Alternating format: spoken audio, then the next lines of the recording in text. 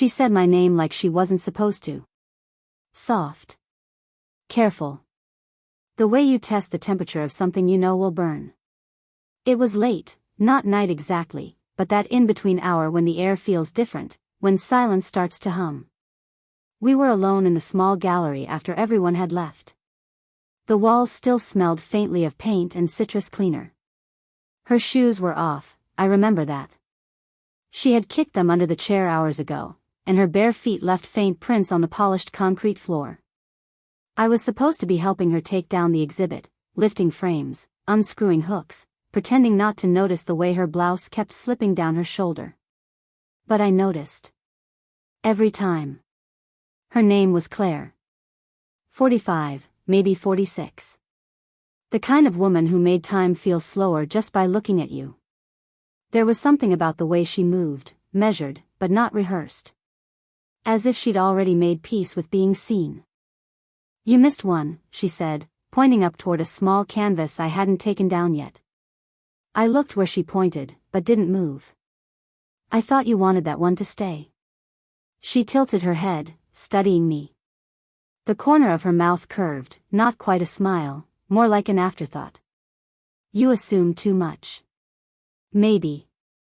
Or maybe I just liked pretending there was something between us to assume. The light above us flickered once, a soft pulse that made everything feel more private. She stepped closer, her shoulder brushing mine. I could smell her perfume, faint, like sandalwood and rain on warm stone. I didn't breathe for a second. Here, she murmured, reaching past me for the frame. Her hand grazed my wrist. It wasn't an accident. Or maybe it was. Either way, it stayed there, her touch, light but impossible to ignore. I should have moved. I didn't. You're quiet tonight, she said, her voice low enough that the question sounded like a secret. I don't know what to say to you anymore, I admitted. It came out before I could stop it. That made her pause. For a heartbeat, I thought she'd laugh, or turn away. Instead, she looked at me, really looked. The kind of look that strips something bare. I don't want you to say anything, she said finally. Just, stay. There was a tremor in the word stay. I caught it. I think she wanted me to. We stood there, inches apart, framed by the faint hum of the building's air vents and the low murmur of city noise leaking through the windows. I watched the light trace the edge of her throat, the way her fingers trembled just slightly as she reached up again. Claire, I said quietly. She didn't answer. Just turned her head, and her hair brushed against my cheek. Then, barely louder than the sound of her breath, "This changes everything," she whispered. I don't even know what this was, the touch, the silence, the fact that neither of us stepped back. But I heard myself say, I hoped it would. A sound, the sharp click of the gallery door unlocking, broke the spell. Her hand dropped. Her expression shifted, fast, like a curtain being pulled. Someone was coming in. And just like that, she was gone, leaving only the faint warmth of her skin on mine, and the echo of something we hadn't yet named that I didn't see her for 3 days after that night. Long enough to convince myself I'd imagined the way her voice trembled, the warmth of her skin against mine. Long enough for every detail to start feeling unreal, except it wasn't. When she finally called, it wasn't about us. It was about the exhibit, the one we'd finished packing that same night. Her tone was careful, polite, as if we were starting from zero again. Still, I went. Of course I did. Her house was quiet when she opened the door, that kind of quiet that feels chosen. A mug sat half-finished on the table, steam gone cold. She looked tired, softer somehow, like she'd stopped holding her breath. Thanks for coming, she said. Sure, I answered. You said you needed help moving a few boxes? She nodded but didn't move aside right away. The air between us thickened, not tense, exactly, just aware. She finally stepped back, brushing her sleeve against mine. I felt that touch longer than I should have. We carried the boxes to her small study. The walls were lined with books, old art journals, biographies, worn paperbacks with notes scrawled in the margins. The room smelled faintly of cedar and something floral. "I didn't know you read so much," I said. She smiled faintly. "It's how I stay out of my own head." That made sense. Loneliness hides in motion, in work, in words, in pretending you don't need anyone. "You were married, right?" I asked, before I could stop myself. Her hand froze on a book spine. She didn't look at me. "Once. A long time ago." "What happened?" She exhaled, a sound caught halfway between a sigh and a laugh. "We ran out of kindness." There was nothing else to say after that. The silence settled between us again, not awkward, just fragile. When she turned toward me, her expression softened. "You shouldn't ask things like that." "I know," I said. "I just want to understand." She finished it for me. "You're too young to know that understanding doesn't fix everything." Her words should have stung, but they didn't. They just made me want to stay longer. As she moved past me to stack the boxes, her hand brushed my back. It wasn't intentional, or maybe it was, I couldn't tell anymore, but it lingered. Just enough to leave heat where her fingers had been. I turned slightly, close enough to smell her perfume again, that faint mix of sandalwood and something sweeter beneath it. "Claire," I said, my voice lower than I meant it to be. She looked up. Her eyes searched mine, calm, but full of something restless. For a heartbeat, neither of us moved. Then, she reached up and adjusted the collar of my shirt, a simple, domestic gesture that didn't match the electricity running through it. Her thumb grazed my neck, slow, deliberate. "Don't look at me like that," she whispered. "How am I looking?" "Like you don't care who gets hurt." Her hand stayed there a second longer, then dropped, leaving silence and the faint tremor of something that had already gone too far. But neither of us stepped away. The next time I saw her, the world was louder than it should have been, rain against the windows, the clink of cups, a low hum of people pretending not to listen to each other. We met at the small cafe near the gallery, the one she liked because the tables were tucked into corners. She was already there, reading something she wasn't really reading, her fingers tracing the rim of her cup. When she looked up, that half smile again. Controlled, cautious. "You're late." "I took the long way," I said, sliding into the seat across from her. "Didn't want to get here too soon." Her eyes flicked up, amused, then wary. "You say things you shouldn't." "I know." We let silence do the talking for a while. The rain softened outside, turning the glass cloudy. She looked different in that kind of light, younger somehow, though her eyes still carried that quiet distance of someone who's lost too much to risk again. "How's your new job?" she asked finally. "It's fine," I said. "Doesn't feel real yet." "Most things don't, at first." Her tone was easy, but there was something else beneath it, a small ache, a kind of warning. I didn't listen. When she leaned forward to reach for the sugar, her sleeve brushed my hand. I didn't move. Neither did she. The moment stretched, her wrist so close I could see the faint pulse just under the skin. Then her phone buzzed. She flinched, the sound too loud in the quiet space. Her eyes dropped to the screen, then back to me. "It's just Marin," she said quickly. "She's asking where I am." "Your friend from the gallery?" "Yes." She hesitated. She likes to know things." There was a nervous tilt in her smile. She typed a reply fast, set the phone face down. But her fingers stayed there, pressed flat against the table. "You don't have to hide," I said quietly. "I'm not hiding." I didn't call her out on the lie. The cafe door opened. A gust of cold air swept in, and for a second she looked toward it, half expecting someone. No one we knew. Still, she didn't relax. "People talk," she murmured. "They always have. I just don't give them reasons to." Her voice trembled slightly at the end, the kind of tremor that wasn't fear, but recognition.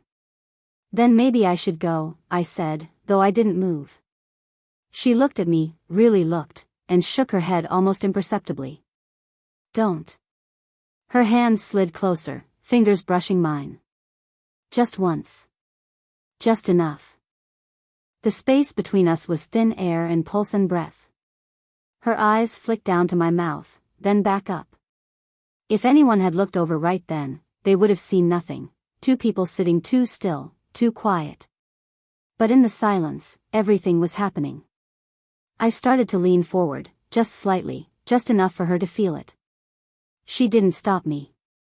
Then the bell above the door rang again. Claire. A voice, bright, familiar, cut the air. She froze. Pulled her hand back so fast the table shook. Her friend stood at the entrance, scanning the room. I watched her put on that practiced calm, the same one she used in meetings, in photographs. There you are, Marin said, walking toward us. You missed the call. Claire's smile returned, gentle, detached. Sorry. Bad signal. But under the table, her knee pressed lightly against mine, just once, as if to say, don't move. Don't speak. Not yet. I didn't.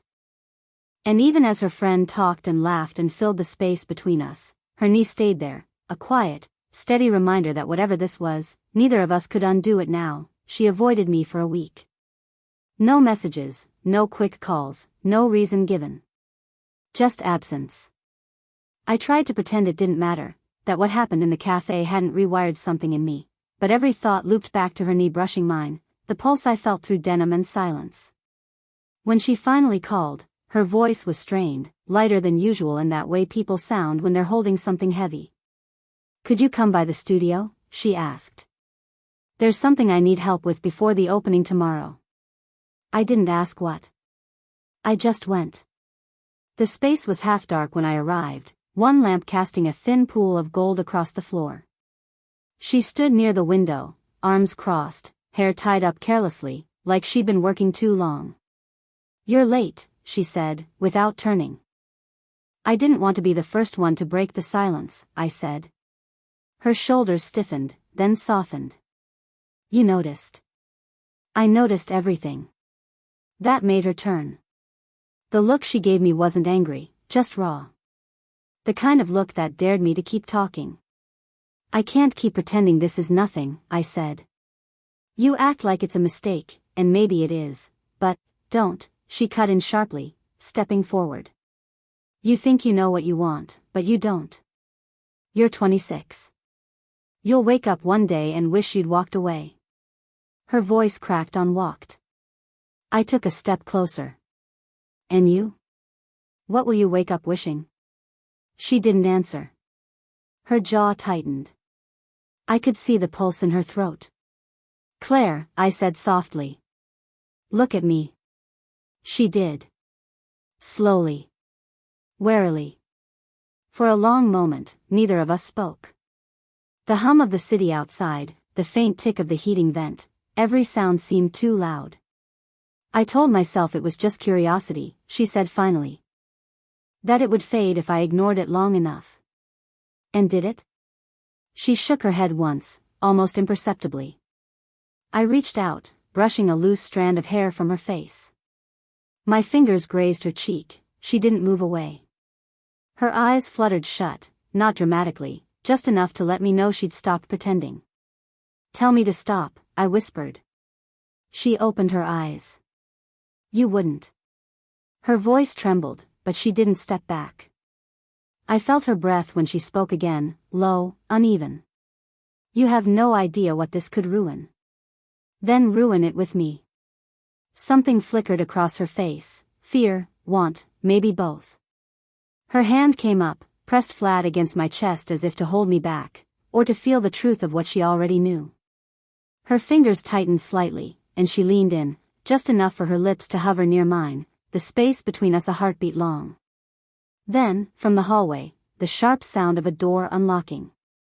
She froze. Her hand dropped. I caught her whisper, barely a breath, don't say anything. The light from the hall spilled in, cutting across us like a blade. And there we stood, still too close, waiting for the moment to shatter. The next morning, the air felt heavier, not just weather heavy, but after heavy. The kind that lingers when something nearly happens and refuses to fade. Claire hadn't called. I told myself I wouldn't either. By afternoon, that lie was useless.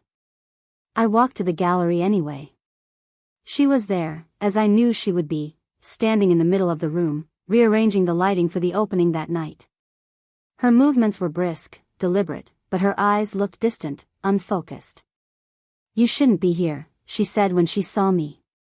"Then tell me to go." She didn't. Just turned back toward the wall. "Marin knows," she said quietly. I froze. "Knows what?" "That you've been helping me after hours. That I didn't tell anyone why." There was something in her tone, not accusation, not quite fear. Something like resignation.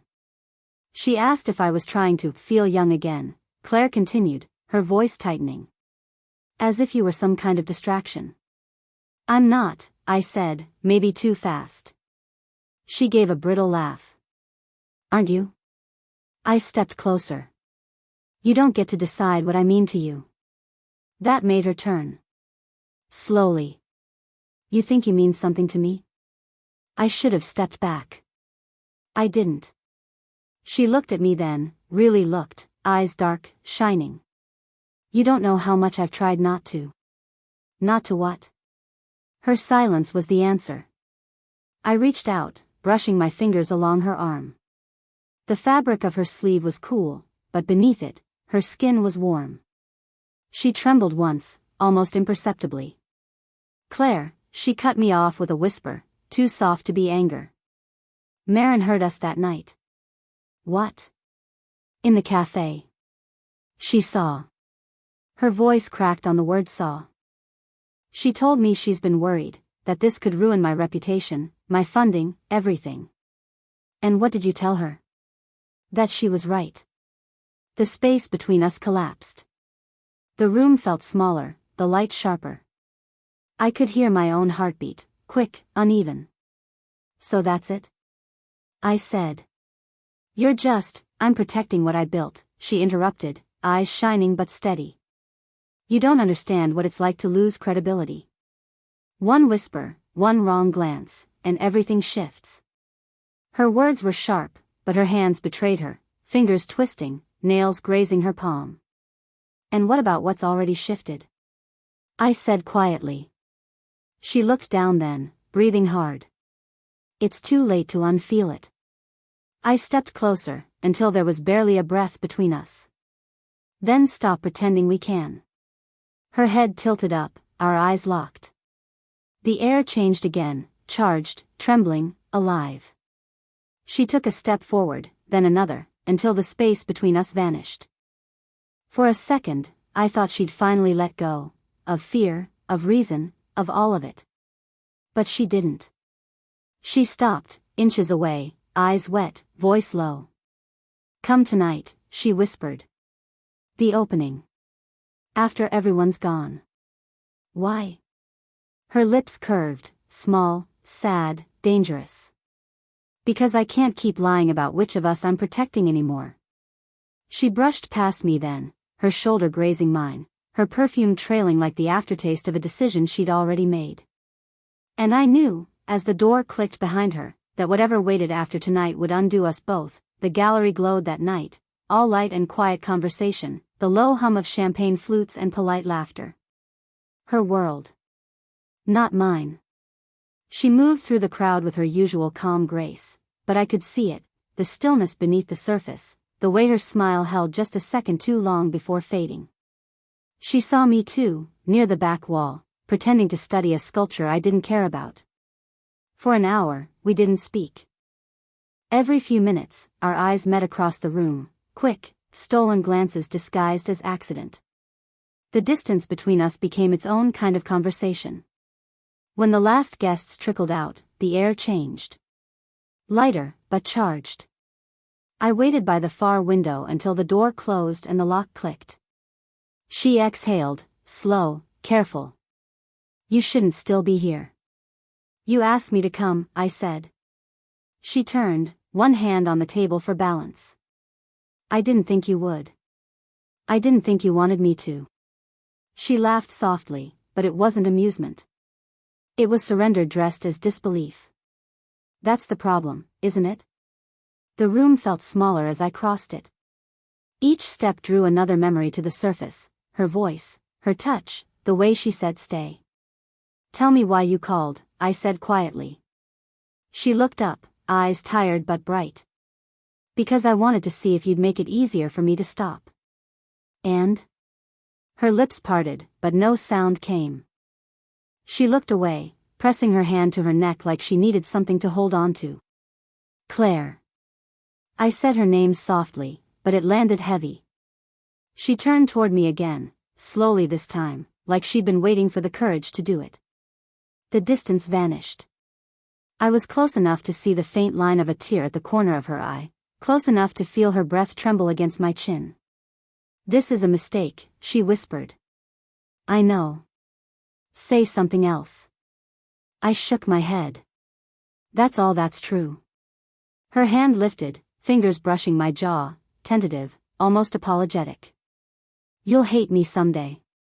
Maybe. But not tonight. The words broke whatever wall was left. She stepped closer until her forehead rested against mine. Neither of us breathed for a moment. The hum of the lights, the faint buzz of the city outside, everything else fell away. You shouldn't look at me like this, she murmured. How should I look at you? Like you already decided. Her voice cracked on decided. And I realized she wasn't asking for a kiss, she was asking for a choice. I pulled back just enough to see her face. Then tell me to go. Her eyes closed. She shook her head once. I can't. Silence. Then, her hand in mine, small, trembling, real. For the first time, there was no pretense, no hesitation. Just the truth hanging between us, heavy and certain. We didn't move. Didn't need to. Whatever we were, wrong, right, dangerous, it was real now.